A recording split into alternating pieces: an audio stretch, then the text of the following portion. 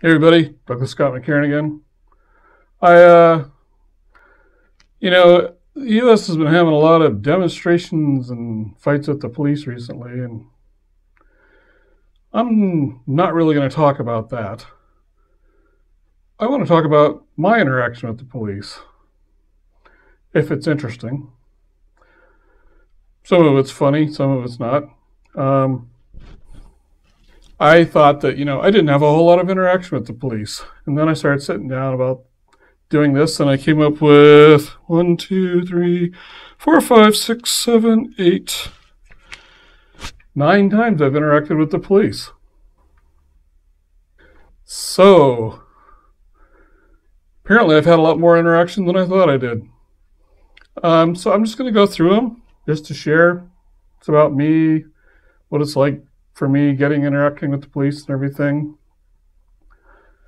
I don't know that the fact that I'm white and blonde haired and blue eyed pertains or not, but I'll put that out there. Anyway, first one, looking in the window. When I was like 12, 13 years old, I kind of thought I was unattractive, fat, nobody wanted me. Probably because my mom told me that. Or I became convinced of it, and a lot of things happened. And I was 12 or 13, and all sorts of misunderstandings happened then, so who can be sure? But there was this girl I was interested in. First time, really thinking about doing something about it. But I was 13. I didn't want to tell her that I liked her because, that would be far too embarrassing and shy. One night I was walking home and walking through the woods that went between her house and the house where I lived. And I looked over and the light was on in her window. And in my 13-year-old brain, I thought, well, this would be a great opportunity to get to meet her. And I'll just stand out here and eventually she'll come in the room and see me and she'll open the window and say hi. And, I don't have to sit there and tell her I like her. I can just sort of connect with her. So I started doing this, and after several minutes, I heard this loud twig crack, and I turned and her father was walking toward me in the dark, and it suddenly dawned on me I was a young male looking in his daughter's window. And I got that was a problem really quickly. And so I ran as fast as my 13-year-old legs could go, which were faster than his. And I got away. Problem is my dad was an Army officer, and I lived on an Army base. And Army bases are surrounded by a fence with barbed wire on top. So I couldn't get out of the Army base. Not like I could go anywhere. I was 13. So for about a half an hour, I ran around the Army base with military police cars chasing around. And finally, I came storming out of the woods, and there was an MP standing there with his .45 caliber pistol pulled out, pointed right at me, and he told me to stop. So I stopped, and he came over and grabbed me, dragged me over to his car and threw me down the hood and stuck his .45 right on top of my head and told me not to move, motherfucker. Now, the difference between what the two of us were perceiving. He'd been told there was this guy peeping in girls' windows. There was this young pervert. I was like, well, this is the first time I ever tried to tell a girl I liked her, and now I'm sitting here with my head about to get blown off. Completely different understandings, except he had a Colt .45. So, I was terrified. And they handcuffed me and took me in the car to the police station. And there my dad showed up. My dad had gotten a call from the police, and my mother was wondering what was up. And he told her, don't worry about it, I'll take care of it. He comes over, the investigator's trying to get me to admit it was there. And of course, I don't want to admit that I was interested in a girl, so I'm making up all these evasive explanations. And finally my dad said, "Come on, Doug, we all know you're lying." And I was like, in my head, like, "Thanks, Dad." And then I finally was admitted with me, and the police turned me over to my dad, and he said, "Will you tell me what's going on?" And I just stared out the window. And then we drove home and came in the front door, and my mom's like wondering what the hell's going on and why were the police involved and what had I done. And Dad said, "Don't worry about it, I got it handled," and she's freaking out. And my dad took me to her room and said, "No matter what happens, don't tell the women." This is a very common theme with my dad. Something would be wrong, he'd tell me, but he didn't want the women to get nervous. So don't tell the women. Of course, the women can tell we know something, and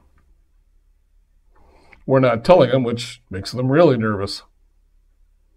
Anyway, so, that was my first experience in love, was to have a .45 caliber stuck to my head, which added to my feelings of not being wanted and unloved. So, for the first several times I actually went out on dates with women in college, I always had this impression on my forehead that I remembered. So that was my first encounter with the police. Let's see, the next one. Oh yeah, ID cards. So I was at high school, and in the military you get these identification cards so the various authorities can tell who you are if they ever want to talk to you. And there's this one guy I knew talking to, but I never knew his name. We were aware of each other. We talked, but we never said, "Hi, I'm so and so." So we decided to tell each other who we were, and we gave each other our name. And then I can't remember which one of us. One of us said, "How do we know this?" So we showed each other our ID cards, and he handed me his back, and I took mine. And as a joke, I took both of them, put them in my pocket, and then I laughed and handed it back to him. And we're laughing, and all of a sudden this woman walks by, and she says, "I know what you two are doing. I'm calling CID." And she walks off in this huff, and looking back at us and wagging her finger at us. Now, CID is Criminal Investigation Department. It's the police. So this guy I'm talking to is saying, "Well, Doug, we need to get out of here. We don't want CID coming by." And I'm standing there, I didn't do anything wrong. I'll just stay here. And he's like, "Okay." So he runs off. And so, I missed my next class. I'm standing there for about half an hour, 40 minutes waiting.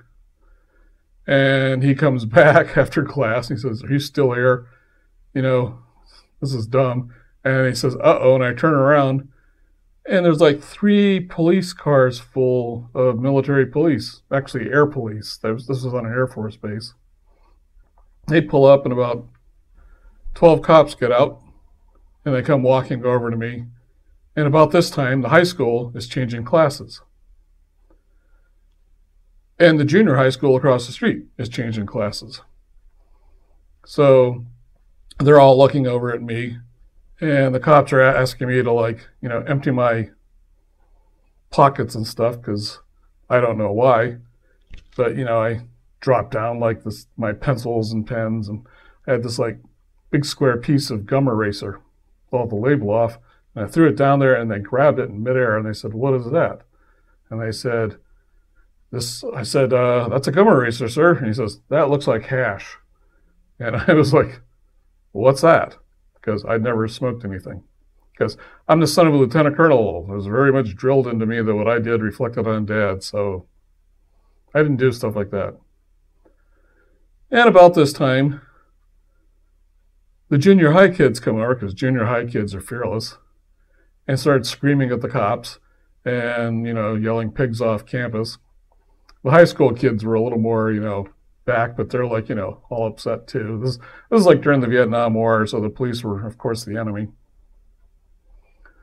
So the police decided it's a good idea to get us out of there. And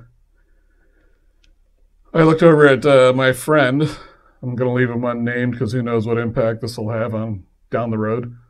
And they said, "Do you know him?" And I said, "Well, he's the guy I was trading cards with. We were just giving each other our names." So they immediately walk over and grab him, and he says, "Thanks, Doug."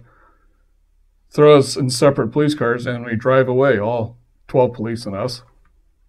And we drive down. And I want you to know, this is a real story, I'm telling you. Drive down to the post exchange at the shopping mall. We drive into the back area, which is all fenced in. There's barbed wire on the top. And they get us out.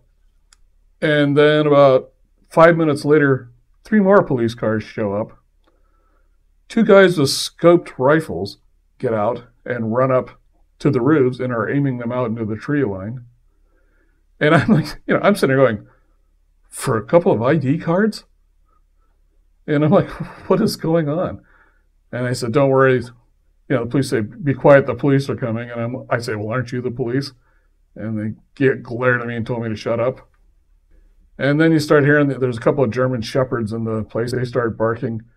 And the gate opens up again, and a couple of German police come in, like another 5 or 6 police. So now you got about, I don't know, the original 12 and another 8 Americans, so that's 20, and then 5 or 6 Germans. So there's 26 police officers with their German shepherds, and everyone's armed to the teeth, and there's 2 guys up on the roof with scoped rifles. Again, this is a real story.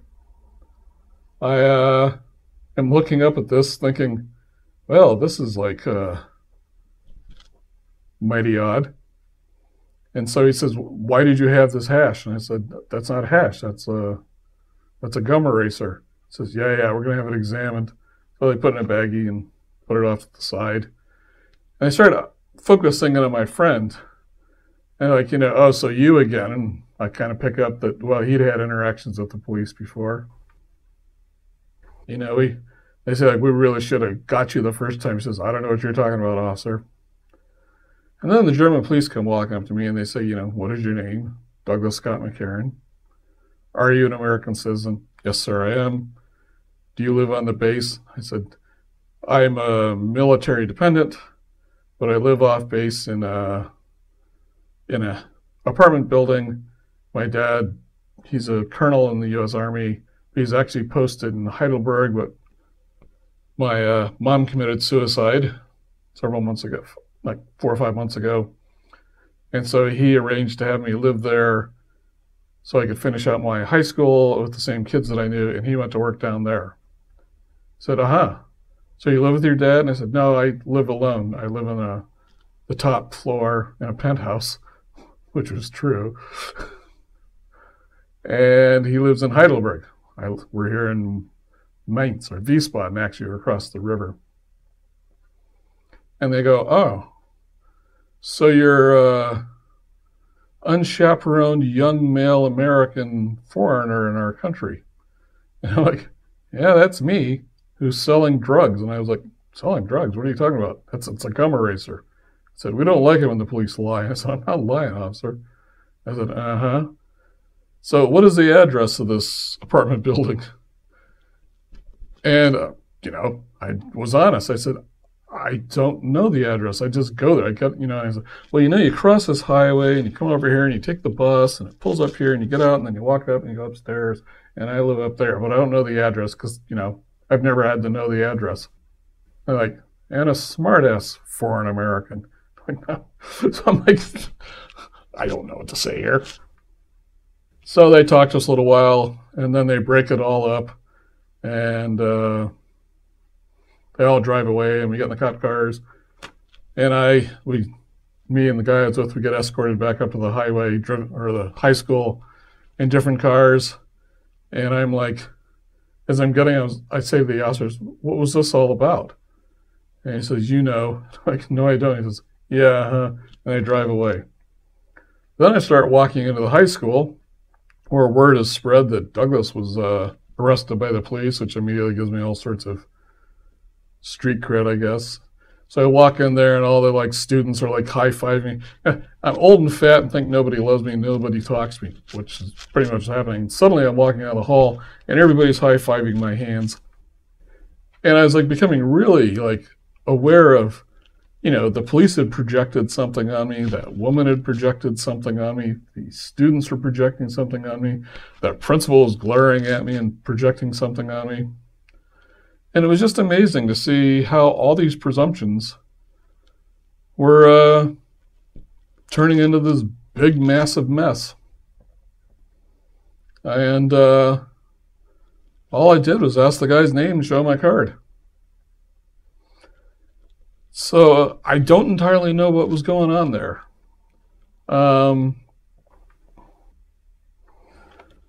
Later on, about a week later, Dad's home. He's, shaving in the morning, and we get a phone call. And I answer the phone and say, "Hello, Douglas McCarron."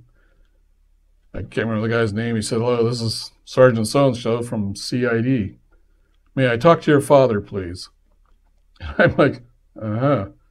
And I put my hand over the mouthpiece and I go, "Hey, Dad, Criminal Investigation Department wants to talk to you about me." And of course he sticks his head out like, "What?" Washes his face out and he comes out and I tell him what happened. And I don't know, I think they thought I was dealing drugs, but I didn't. And he said, "Are you sure you didn't?" And I was really offended that he wouldn't believe me. But I said, "No, I didn't, Dad." So he takes the phone, he talks to them, and I go to my room and I start to sulk. And sulked for years about this because it was just further proof my dad didn't trust me.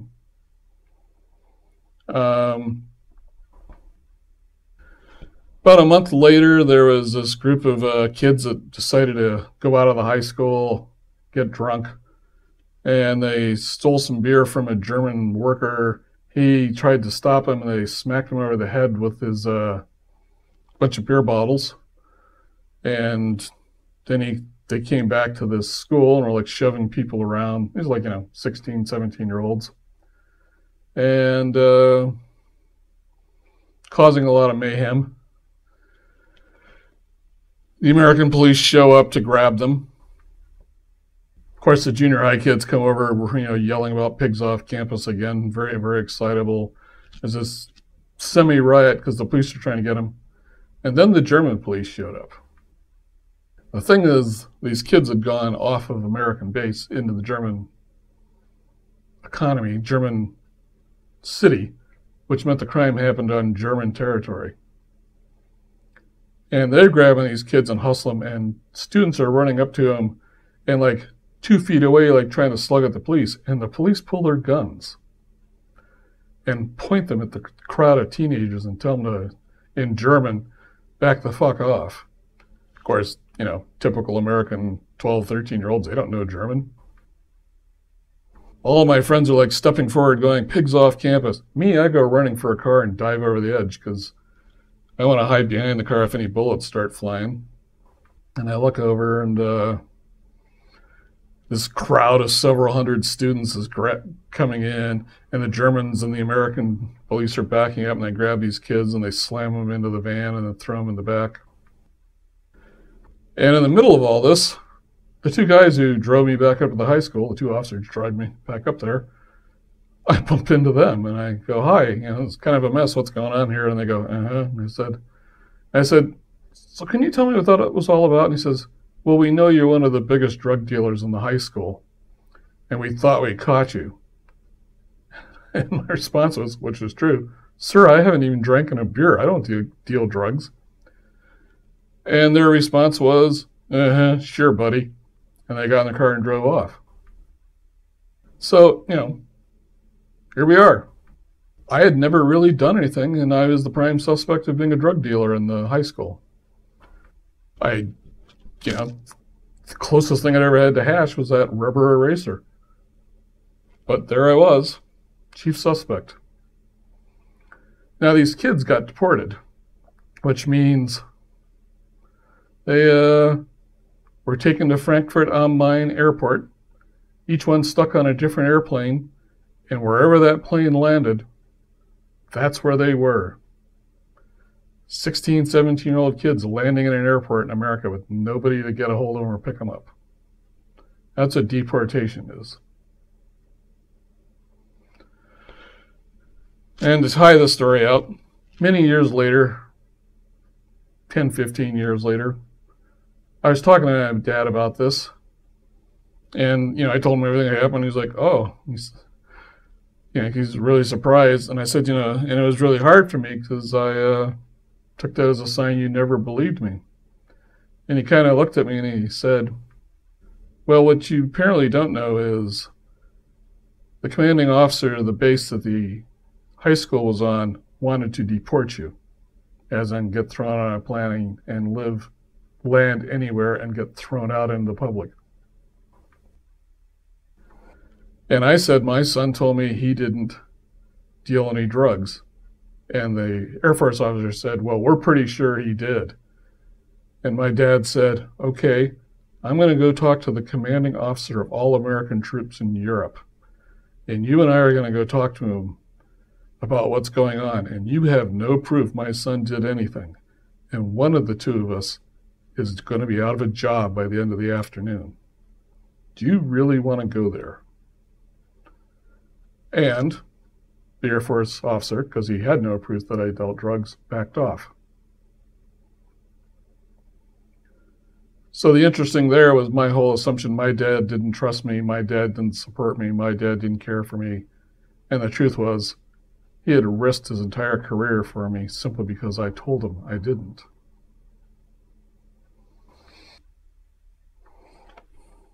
Me projecting on him, police projecting on me, woman projecting on who knows what. So it's like really hard, And I watch all this stuff that's going on in America, and people are getting shot and beat up, and you don't know that all these officers are projecting stuff, and the fear of the person getting arrested, they're projecting back, and it's just like people just very obvious. People need to be aware they're projecting their fears on one another, and they need to remain calm. I know. I mean, I didn't particularly enjoy the idea that I got hauled away in a police car, but especially the thing with the scoped rifles over that. Apparently, that's how big a drug dealer is supposed to be. They had scoped rifles training down the trees because I'm just making this up. I don't know. I don't know what they thought. I think that's the most important thing. You don't know what is going on in the other person's head. So, restraint. My dad once said something to me about the police that I've always stood by. He said, I don't know that the laws that are passed are good laws. They're somewhat biased. We came out of the 60s. My dad told me this. We came out of the 60s, and a lot of the police job was to suppress black people. And they were just starting to, stop that. But the one thing you always need to remember is whatever the laws are and however just or unjust they are, the cop's got a gun. So it's best to just be calm and comply. And, don't argue with them. That's what I did. And I don't know if that applies to anybody else. Maybe it is because I'm blonde-haired, blue-eyed. Except, I was the number one drug dealer in the high school, so they probably didn't care. They didn't know my dad was a lieutenant colonel. So that wasn't it. So I don't know what to say. I just know every time I meet an officer, I keep very much in mind that he's got a gun. He's probably concerned that I have one, except I never carry one, so it's okay. Next thing, let's see. In the middle of all this, the thing that was funny, or ironic, was because I was very standoffish and lonely, I used to hang out with the military police on the base I lived in before my mom's suicide.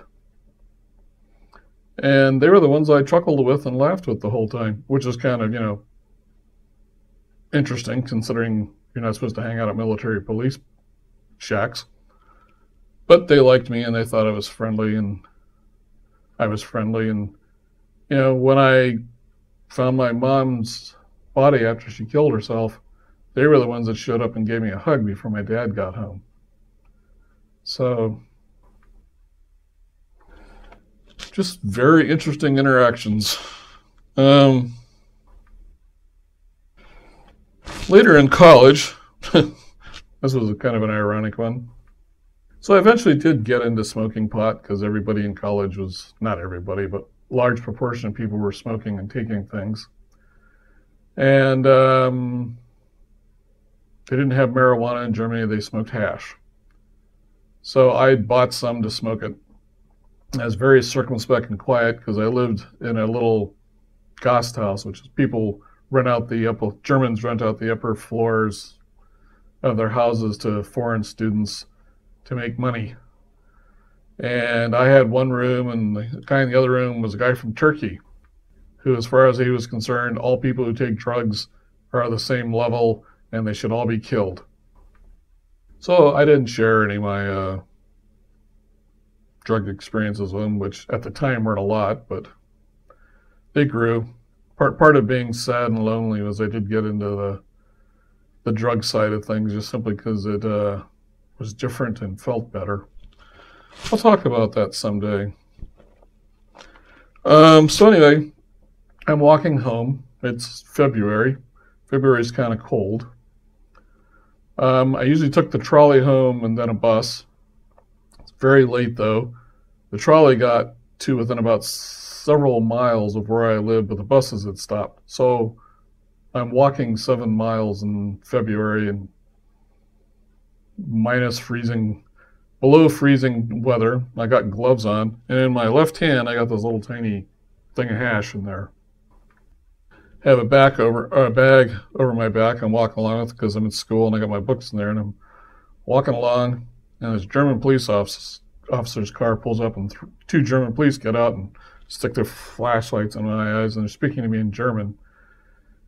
And I didn't know a lot of German, but I said, "Ich bin nicht Deutsch," which was very simple German for "I am not German." And then I said, "Ich bin ein Amerikaner," which is very simple, "I am an American." And, typical of Europeans, they all know more than one language. They started speaking to me in English. So they asked to see inside my bag. And I'm sitting here with this thing of hash in my gloves, freaking out, but keeping calm. I hand it to them. They open the bag up and they shine it in there and they look around. And they say, "Okay, here's the bag back. We're sorry, we got to report somebody stole a radio out of a car and you're walking around the bag, so we thought it might be you. What are you doing?" And I said, "Well, I got off the trolley and the bus stopped, so I'm walking home." I said, "Oh, do you need a lift?" I'm sitting here with this thing of hash in my hand. I'm like, yeah, I do. So I get in the back of the police car and they drive me 3 or 4 miles to the front door of my house. And I say, "Thank you very much, officers." And they drive away and I walk up. And then it was also hard to get in because the lock was so cold. It was hard to turn the lock. But I finally got that open and went upstairs. And there was my Turkish friend who was like watching television. And he said, "Anything interesting happen?" This guy who equates all drug dealers with being put to death. And I'm like, no, not really. And I looked at him. It's just really interesting for me because he's sitting here staring at his television, just completely mesmerized while talking to me. And I'm like, "Oh, you think drug heads are the ones who are like captured, mesmerized, eh?" And I walk into my room. Everybody projecting on each other. Oh yeah, the gravestone. So later on, when I lived in, Michigan, I took LSD, and it has a very exhilarating, peaceful, free sensation to it, unless you get really bad LSD, in which case it's horrible. But for my "I suck, nobody loves me" mindset, it was a nice thing. I'd taken it off and on over years. But at this particular time, I bought about 30 hits because I needed 2, but I had friends who wanted more. So I warehoused the thing. And, hopefully I don't get thrown in jail. This 45 years ago, so hopefully it's okay. But my friends suddenly didn't want it. So, and I'm getting phone calls from people that I don't know asking if I have any for sale. And I'm like, no, I don't. it was this. So I'm sitting here with all this stuff. And I come home from school one day. It's the middle of summer, and I'm in shorts and wearing like really flimsy shoes and a t-shirt. And there's a bunch of cops standing around out in front of my house. And I'm like, oh my God. I can't go in the house, they'll arrest me. So I just walk on by, freaking out that, all I got on is the clothes on my back and no money. I'm going to starve to death. And I walk around for about a half hour and I come back and they're still there, but they're in the next yard. And apparently what had happened was somebody had stolen a gravestone from some cemetery and dropped it in the yard next door, and they'd come to pick it up. I don't know why the police were called to get that, but that's what had happened. So they were just in my yard looking around to see if there was anything else, I guess. And they drove away, and I went in my house and took a hit of LSD and poured the other 49 down the toilet. So I was out that money. That really freaked me out. It's probably close to the day I stopped taking drugs because that was a little too close for me. What else we got here? Oh, yeah. But before that, there was one night where I was standing outside and kind of a fall evening, kind of cool and brisk, and I'm high on LSD and I'm staring up at the stars. I don't know if you've ever, for those of you who haven't taken LSD, it's very focused. And when you look at the stars, it is just astonishing to look at them. So I'm sitting there looking up there, and it's like almost like you're flying among the stars is the feeling. It's just incredible. And this car pulls up, and I look down, and it's a police officer. And he looks at me and he says, "Are you all right?" And I said, "Yes." He said, "What are you doing?" And I said, "I'm high on 2 hits of LSD, officer." He's like, "Oh, really?" So he comes out and he says, "Can you tell me about it?" And I was like, "Sure." So we sit in his car and I tell him about what it's like to get on LSD, and he's like kind of fascinated by it. And then, I told him how you get down from it, which, if you don't know, I don't know if this works for other drugs, but LSD in particular, if you're really high and you want to get down, or you know somebody who's really high and you want to get them down, or you're a medical professional, give them an orange and get them away from fluorescent lights. Because LSD, you may have heard there's a shimmer. The reason is our eyes are constantly being jiggled by little muscles. That's why we can see three-dimensionally. On LSD, you can pick up all those jiggles and things just sort of jitter around. You stick into that fluorescent light, which is strobing, and it gets really painful. So, nice incandescent light bulb and an orange.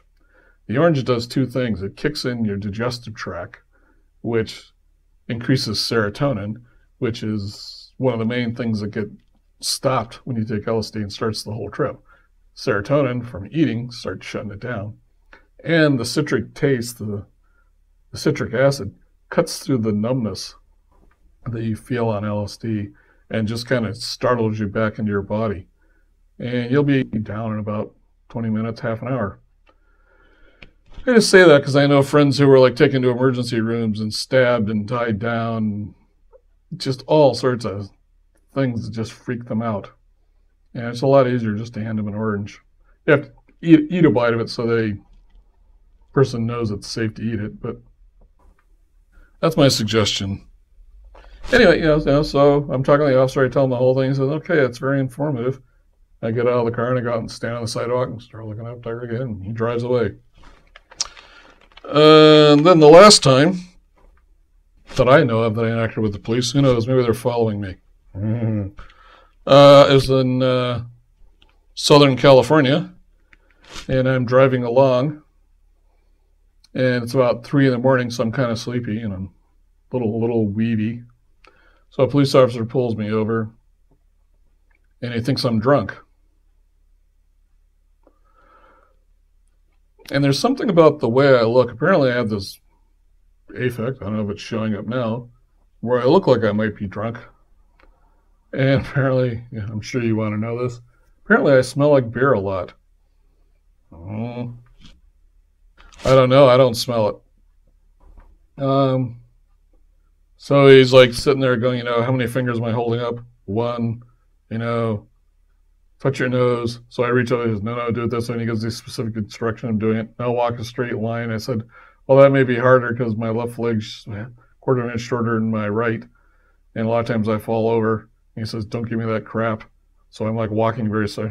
But it's true. I have a heel lift. So we did this whole thing and he came to the conclusion I wasn't drunk. And he let me go. I got out of it, and it's very kind of weird because it's like they suppose that I'm drunk because of the weaving, and they're projecting that on me, and that's not good. But then one time I was riding with my uncle, who was an alcoholic, and he would get drunk and down the road, and the police pulled him over and asked me if I could drive, and I was only 16, so I said no. So I said, well, you've only got 2 blocks to get home, do it. It's still, we're driving down a highway at 15 miles an hour, and he's like, So I can see why the police want to pull over drunks, because they're a danger to themselves and everyone around them. But it's just weird when I don't drink and I don't take drugs. I haven't taken drugs in 35 years. And I apparently occur as semi-drunk to people. Anyway, so never got arrested. Only had one gun put to my head.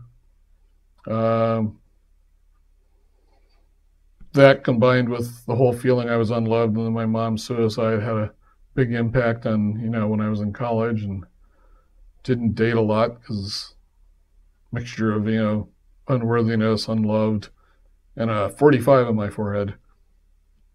But it is just that whole, I keep hearing about these instances where people assume somebody's doing something and then they call the police and then the police assume something else is happening and then it just escalates and suddenly someone's dead.